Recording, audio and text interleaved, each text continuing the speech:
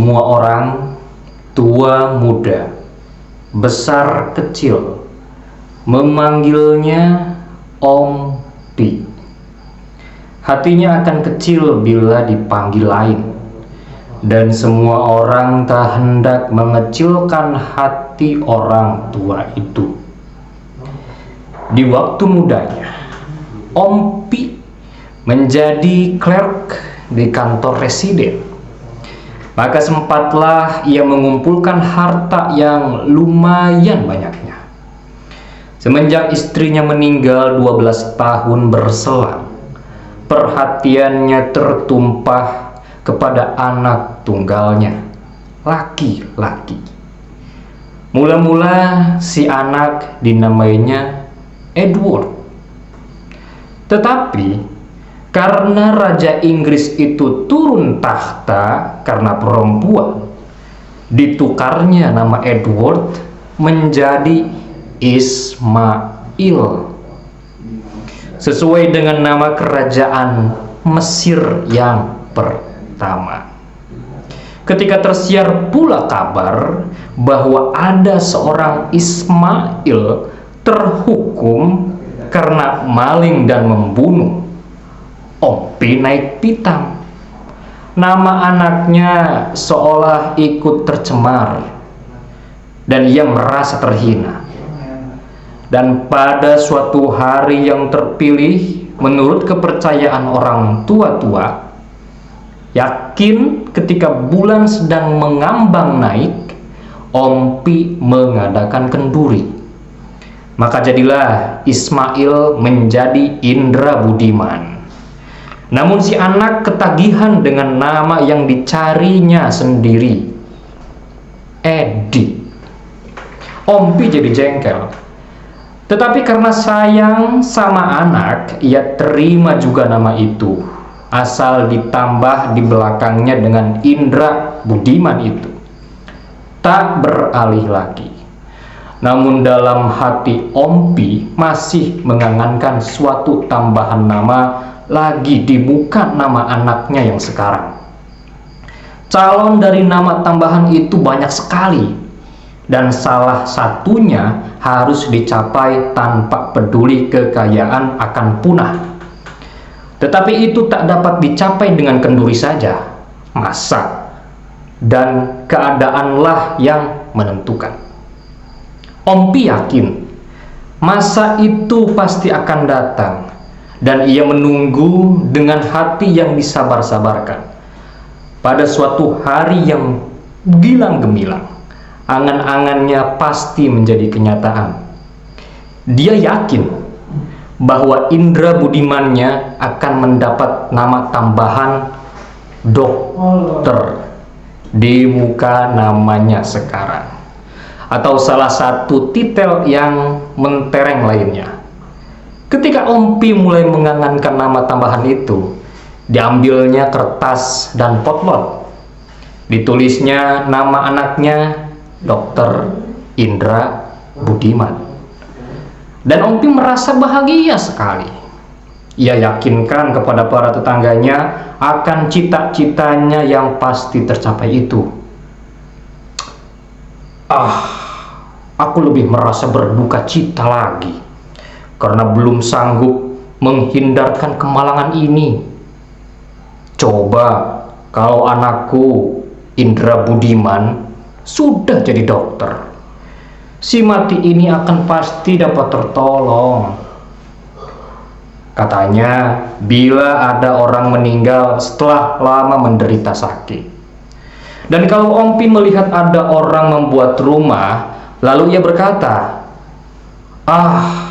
sayang, rumah-rumah orang kita masih kuno arsitekturnya. Coba kalau anakku Indra Budiman sudah menjadi insinyur, pastilah ia akan membantu mereka membuat rumah yang lebih indah. Semenjak Indra Budiman berangkat ke Jakarta, Om Pi bertambah yakin bahwa setahun demi setahun segala cita-citanya tercapai, pasti. Dan benarlah, Ternyata setiap semester Indra Budiman mengirim rapot sekolahnya dengan angka-angka yang baik sekali. Dan setiap tahun ia naik kelas. Hanya dalam tempo 2 tahun Indra Budiman menamatkan pelajarannya di SMA, seraya mengantungi ijazah yang berangka baik. Ketika Ompi membaca surat anaknya yang memberitakan kemajuannya itu, air mata Ompi berlinang kegembiraan. "Ah, anakku," katanya pada diri sendiri. "Aku bangga anakku. Baik engkau jadi dokter karena orang lebih banyak memerlukanmu. Dengan begitu kau disegani orang. Oh, perkara uang, mengapa 3.000, 5.000 akan kirimkan? Belilah pakaian yang layak bagi seorang student dokter. Uang belanja 350 sebulan itu tentu akan kukirim anakku. Mengapa tidak?" Dan semenjak itu Ompi kurang punya kesabaran dan kelambatan jalan hari. Seperti calon pengantin yang sedang menunggu hari perkawinan. Tapi semua orang tahu, bahkan tidak menjadi rahasia lagi, bahwa cita-cita Ompi hanyalah akan menjadi mimpi semata. Namun orang harus bagaimana mengatakannya kalau orang tua itu hendak percaya? Malah ia memaki dan menuduh semua manusia iri hati akan kemajuan yang dicapai anaknya. Dan segera ia mengirim uang lebih banyak tanpa memikirkan segala akibatnya. Dan itu hanya semata untuk menantang omongan yang membusukkan nama baik anaknya. "Sekarang kau diomongi orang-orang yang busuk mulut, anakku. Tetapi ayah mengerti kalau mereka memfitnahmu itu karena mereka iri pada hidupmu yang mentereng. Cepat-cepatlah kau jadi dokter, biar kita sumpal mulut mereka yang jahat itu," tulisnya dalam sepucuk surat. Dan akhirnya orang jadi kasihan pada Ompi. Tak seorang pun lagi membicarakan Indra Budiman padanya. Malah sebaliknya, kini semua orang seolah sepakat saja untuk memuji-muji. "Oh, anak Ompi itu, wah, bukan main dia. Kalau tidak ke sekolah, tentu menghafal di rumah," kata seseorang yang baru pulang dari Jakarta menjawab tanya Ompi. "Ke sekolah? Kenapa ke sekolah dia?" Ompi merasa tersinggung. Kalau student tidak menghafal tahu, tapi studi, tidak ke sekolah, tapi kuliah. "Oh, ya Ompi, itulah yang aku maksud. Aku sudah kira Indra Budiman anakku anak baik. Ia pasti berhasil. Aku bangga sekali. Ah, kau datanglah ke rumahku makan siang. Aku potong ayam." Dan oleh perantau pulang lainnya dikatakan kepada Ompi, "Siapa yang tak kenal dia? Indra Budiman. Seluruh Jakarta kenal, seluruh gadis mengharap cintanya." Lalu Ompi geleng-geleng kepala dengan senyumnya. Bukan main. Indra Budiman anakku itu. Ia memang anak tampan.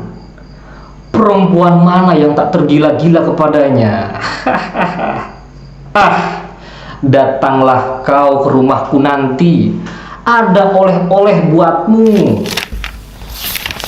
Kemudian kalau Ompi ketemu gadis cantik yang dikenalnya, ditegurnya, "Hai, kau kenal anakku?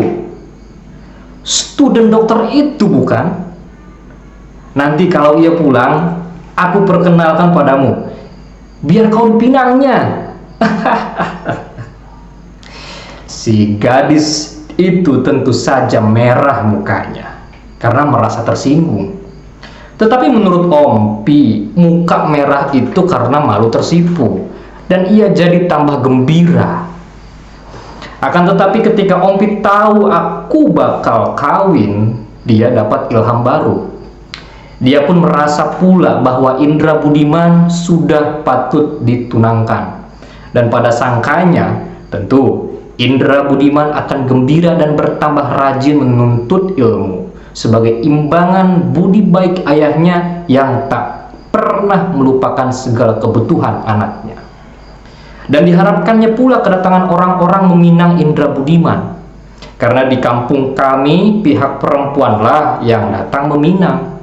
Sudah tentu harapan Ompi tinggal harapan saja. Tapi Ompi tak mau mengerti. Sikap keangkuhannya mudah tersinggung, dan bencinya bukan kepalang kepada orang-orang tua yang mempunyai anak gadis cantik. Bahkan bukan kepalang meradangnya Ompi jika ia tahu orang-orang mengawinkan anak gadisnya yang cantik tanpa mempedulikan Indra Budiman terlebih dahulu. Tak masuk akal. Orang-orang tak menginginkan anaknya, si calon dokter itu. Lama-lama rasa dendamnya pada mereka bagai membara. Awaslah nanti, kalau Indra Budimanku sudah menjadi dokter, akan kuludahi mukamu semua. Buang. Kepada Indra Budiman tak dikatakannya kemarahannya itu, malah kebalikannya. Dikatakannya banyak sudah orang yang punya gadis cantik datang meminang. Tetapi semua telah ditolak, karena menurut keyakinannya Indra Budimannya lebih mementingkan studi daripada perempuan. Apalagi seorang student dokter tentu tak akan mau dengan gadis kampungan yang kolot lagi. Pilihlah saja gadis di Jakarta anakku, gadis yang sederajat dengan titelmu kelak. Penutup suratnya. Celakanya, Indra Budiman yang selama ini menyangka bahwa tak mungkin ia dimaui oleh orang kampungnya, lantas jadi membalik pikirannya. Ia jadi sungguh percaya bahwa sudah banyak orang yang datang melamarnya. Tak teringat olehnya bahwa bohongnya kepada ayahnya selama ini sudah diketahui oleh orang kampungnya. Lupa ia bahwa semua mata orang kampungnya yang tinggal di Jakarta selalu saja mempercermin hidupnya yang bejat. Sejak itu berubahlah letak panggung sandiwara. Jika dulu si anak yang berbohong, si ayah yang percaya, maka kini si ayah yang menipu, si anak yang percaya. Lalu si anak mengharapkan kepada ayahnya supaya dikirimi foto-foto gadis yang dicalonkan. Untuk membuktikan kebenaran suratnya, Ompi mengirimkan foto gadis yang kebetulan ada padanya. Tidak peduli ia apa foto itu gambar dari gadis yang sudah kawin atau bertunangan. Bahkan juga tidak peduli ia apa gadis itu sudah meninggal. Ia kirim terus dengan harapan semoga anaknya tidak berkenan. Dan alangkah gembiranya Ompi, andai kata tidak ada sebuah pon dari foto-foto itu yang berkenan di hati anaknya. Di samping itu, ia sadar juga bahwa kepalsuan sandiwaranya sudah tentu akan berakhir juga pada suatu masa. Anaknya pasti lama-lama tahu, dan dengan begitu akan timbul kesulitan lain yang tak mudah diselesaikan. Tetapi rupanya Tuhan mengasihi ayah yang sayang kepada anaknya. Persis ketika Ompi kehabisan foto para gadis itu, dengan tiba-tiba saja surat Indra Budiman tak datang lagi. Antara rusuh dan lega, Ompi gelisah juga menanti surat dari anaknya. Layaknya macan lapar yang terkurung menunggu orang memberikan daging.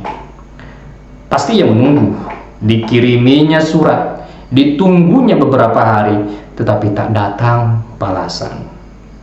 Dikiriminya lagi, ditungguinya, juga tak terbalas. Dikirim, ditunggu, selalu tak berbalas. Bulan datang, bulan pergi, Ompi tinggal menunggu terus. Pada suatu hari yang tak baik, dikala Ompi sudah mulai putus asa, datanglah Pak Pos dengan di tangannya segenggam surat. Maka darah Ompi kencang berdebar, gemetar karena ia bahagia. Tetapi alangkah remuknya hati orang tua itu, karena ternyata pengantar surat itu cuma mengantarkan semua surat-suratnya yang dikembalikan. Ia tak percaya bahwa surat-suratnya itu kembali. Ia seperti merasa bermimpi dan tubuhnya serasa seringan kapas yang melayang ditiup angin. Di balik-baliknya surat itu berulang kali, lalu dibukanya dan dibacanya satu persatu, dan tahulah ia bahwa semuanya memang surat untuk anaknya yang ia kirimkan dulu. Tetapi ia tak meyakinkannya dengan sungguh-sungguh. Malah ia coba meyakinkan dirinya sendiri bahwa ia sedang bermimpi. Dan berdoalah ia kepada Tuhan agar apa yang terjadi adalah memang mimpi. Semenjak itu segalanya jadi tak baik. Ia jatuh sakit, bahkan sampai mengigau. Dan oleh seleranya yang patah, Ompi bertambah menderita juga, lahir dan batin. Kini dalam hidupnya hanya satu hal yang dinantikannya, yaitu surat. Surat dari anaknya, Indra Budimannya. Seluruh hidupnya bagai jadi meredup seperti lampu kemersikan sumbu. Dan ia telentang di ranjangnya, enggan bergerak. Tapi matanya selalu lebar terbuka memandang langit-langit kelambu. Mata itu kian hari semakin jadi besar, tampaknya oleh badannya yang kian mengurus. Tetapi mata yang lebar itu tidak cemerlang, melainkan redup. Akan tetapi setiap sore, di antara jam 4 dan jam 5, Ompi kelihatan seperti orang sakit yang bakal sembuh. Dan ia sanggup berdiri dan melangkah ke pintu depan. Dan cahaya matanya kembali bersinar-sinar, karena pada jam itu biasanya Pak Pos mengantarkan surat-surat ke alamatnya masing-masing. Tapi saat-saat seperti itu yang membiarkan masa bahagia dan harapan adalah juga masa yang menambah dalam luka hatinya, hingga lebih meroyak. Sebab selamanya Pak Pos itu tak mampir lagi membawakan surat dari Indra Budiman. Dan kalau Pak Pos itu telah lewat tanpa singgah, reduplah lagi mata Ompi. Namun kemalangan itu bertambah lagi, yaitu ketika Ompi jatuh terduduk. Lama orang baru tahu dan memapahnya keranjangnya di kamar. Ompi jadi lumpuh dan habislah sejarah Ompi menanti di ambang pintu setiap sore. Ia kini menanti dengan telentang di ranjangnya, sebuah kaca disuruhnya supaya dipasang pada dinding yang dapat memberi pantulan ke ambang pintu depan, sehingga ia akan serta-merta dapat melihat Pak Pos mengantarkan surat Indra Budimannya. Dan semenjak itu pada setiap jam 4 hingga jam 5 sore, matanya akan menatap ke kaca itu. Hanya di waktu itu saja. Sedangkan di waktu lain, Ompi seolah tak peduli pada segalanya. Kami tidak pernah lagi memanggil dokter setelah 3 kali ia datang. Karena kedatangan dokter hanya akan memperdalam luka hatinya saja. Kehadiran dokter itu menimbulkan risau hatinya karena ingat pada Indra Budiman yang bakal jadi dokter. Tetapi tak pernah lagi mengiriminya surat. Kedatangan seorang dokter dipandangnya sebagai suatu sindiran bahwa anaknya masih juga belum berhasil menjadikan cita-citanya tercapai. Ketika terakhir aku menemui dokter yang sudah enggan datang, dokter hanya menggelengkan kepala saja. Aku tak mampu mengobatinya lagi. Carilah dokter lain saja. Atau bawa saja ia ke rumah sakit. Kalau semua tak mungkin, jangan tinggalkan dia sendirian. Bila perlu, meski dengan resiko besar, bangunkanlah kembali mahligai angan-angannya. Semenjak itu, berganti-ganti orang, aku menyediakan diriku selalu dekat Ompi. Aku sadar bahwa tiada harapan lagi buatnya hidup lebih lama. Itulah sebabnya tak kusampaikan kepadanya bahwa hari perkawinanku sudah berlangsung. Karena aku takut berita itu akan menambah dalam penderitaannya. Di samping itu, secara samar-samar aku elus terus harapannya yang indah bila Indra Budiman kembali. Kukarang cerita masa lalu dan angan-angan masa depan yang menyenangkan. Kuceritakan dengan hati yang kecut. Aku pun tahu tidak ada gunanya semua, hanya satu yang dikehendakinya, surat dari Indra Budiman. Surat yang mengatakan bahwa ia sudah lulus dan telah mendapat titel dokternya. Kadang-kadang terniat olehku hendak menulis sendiri surat itu, tetapi aku selamanya bimbang, malahan takut. Kalau permainan itu akan berakibat yang lebih fatal, maka tak pernah aku coba menulisnya. Pada suatu hari terjadilah apa yang kuduga bakal terjadi, tetapi tak kuharapkan berlangsungnya. Kulihat Pak Pos memasuki halaman rumah Ompi. Hari waktu itu jam 11 siang. Aku tahu itu pastilah bukan surat yang dibawanya, melainkan sepucuk telegram. Dan pada telegram itu pastilah bertengger saat-saat kritis sekali. Tergesa-gesa aku menyongsong Pak Pos itu ke ambang pintu. Maksudku hendak membuka telegram itu untuk mengetahui isinya terlebih dahulu. Dan jika perlu akan kuubah isinya agar terelakkan saat-saat yang menyeramkan.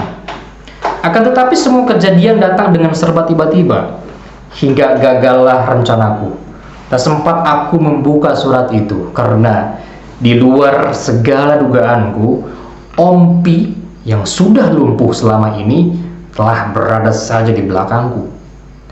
Sesaat ketika aku menerima dan mendatangani resi telegram itu, gemetar sekali kaki Ompi mendukung tubuhnya yang kisut. Tangannya berpegang pada sandaran kursi, dan aku kehilangan kepercayaan pada pandangan mataku sendiri. Kekuatan apakah yang menyebabkan Ompi bisa berdiri dan bahkan berjalan itu? Aku tak tahu. Bukalah, bacalah segera isinya. Ompi berkata seperti ia memerintah orang-orang di waktu mudanya dulu. Aku sobek sampul yang kuning muda itu dengan tangan yang menggigil. Sekilas saja tahulah aku bahwa saat yang paling kritis sudah sampai di puncaknya. Indra Budiman dikabarkan sudah meninggal. Telegram dari anakku? Apa katanya? Pulanglah dia membawa titel dokternya. Ompi bertanya dengan suara yang mendesis tapi terburu-buru berdesakan keluar. Tak tahulah aku apa yang harus kukatakan, dan kuharapkan sebuah keajaiban yang diberikan Tuhan untuk membebaskan aku dari siksa ini. Tetapi keajaiban tidak juga datang. Aku mengangguk, sedang dalam hatiku berteriak. Terjadilah apa yang akan terjadi. Ompi terduduk di kursi, matanya cemerlang memandang. Tangannya diulurkannya kepadaku meminta telegram itu. Aku merasa ngeri memberikannya, tetapi aku tak bisa berbuat lain. Telegram itu kusodorkan ke tangannya. Telegram itu digenggamnya erat-erat, lalu didekapnya ke dadanya. Datang juga apa yang kunantikan, katanya. Sepi begitu menekan, sehingga aku dapat mendengar denyut jantungku sendiri. Tidak, aku tak akan membaca telegram ini. Aku takut kegembiraanku akan meledakkan hatiku. Kau bacakan buatku, bacakan pelan-pelan, biar sepatah demi sepatah bisa menjalari segala syaraf-syarafku, kata Ompi dengan putus-putus. Dalam kegugupanku susun sebuah taruhan jiwa dari sesalam bagi selama hidupku. Akan kukarang kisah yang menyenangkan hatinya. Tapi telegram itu tak diberikannya padaku. Masih terletak pada dekapan dadanya, sedangkan bibirnya membariskan senyum, serta matanya menyinarkan cahaya yang cemerlang. Tak usah dibacakan. Tak akan sanggup aku mendengarnya.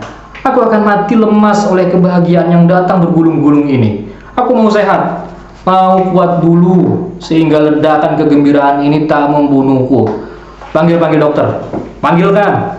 Biar aku jadi segar bugar pada waktu anakku, Dokter Indra Budiman datang. Pergilah. Panggilkan dokter, kata Om Pi dengan gembira. Dan telegram itu dibawa ke bibirnya. Diciumnya dengan mesra. Lama diciumnya seraya matanya memicing. Selama tangannya sampai terkulai dan matanya terbuka setelah kehilangan cahaya. Dan telegram itu jatuh dan terkapar di pangkuannya. Anak Kebanggaan karya Ali Akbar Nafis. Terima kasih.